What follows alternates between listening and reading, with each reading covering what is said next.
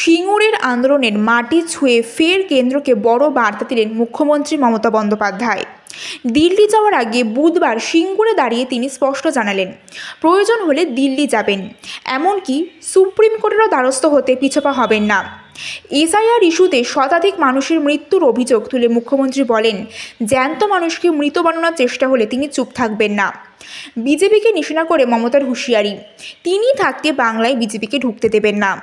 সিঙ্গুর থেকে ঘাটাল মাস্টার প্ল্যানের সূচনার ঘোষণা করেন মুখ্যমন্ত্রী। ১৫০০ কোটি টাকার এই প্রকল্পে ঘাটাল এবং সংলগ্ন এলাকার বন্যা সমস্যার স্থায়ী সমাধান হবে বলে জানান তিনি। একই মঞ্চে বাংলার বাড়ি প্রকল্পে ২০ লক্ষ পরিবারকে প্রথম কিস্তির অর্থ প্রদান সহ একাধিক উন্নয়ন প্রকল্পের উদ্বোধন এবং শিলান্যাস করেন মুখ্যমন্ত্রী। সিএবি প্রতিষ্ঠা দিবসে ক্রিকেট প্রেমীদের জন্য বড় চমক। দীর্ঘদিন পর ফের ব্যাট হাতে মাঠে নামতে চলেছেন সৌরভ গঙ্গোপাধ্যায়।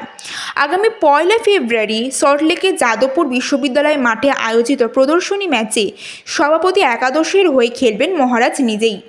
সিএবি সভাপতি একাদশ বনাম সচিব একাদশের এই ম্যাচ ঘিরেই ইতিমধ্যে উত্তেজনা তুঙ্গে। এদিকে ৩রা ফেব্রুয়ারি ইডেন গার্ডেন্সে ফ্র্যাঙ্ক ওয়াইল্ড উপলক্ষে রক্তদান শিবিরের আয়োজন করেছে সিএবি। রক্তদাতাদের দেওয়া হবে সূর্যকুমার যাদবের সই করা শংসাপত্র। অন্যদিকে অনূর্ধ্ব-১৫ ক্রিকেটে অনিয়মের অভিযোগে কড়া ব্যবস্থা বোর্ডের।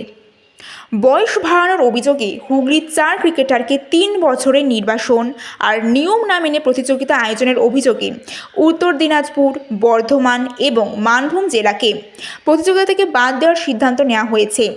সিএবি স্পষ্ট জানালো, স্বচ্ছতা এবং শৃঙ্খলায় কোনো আপোষ নয়।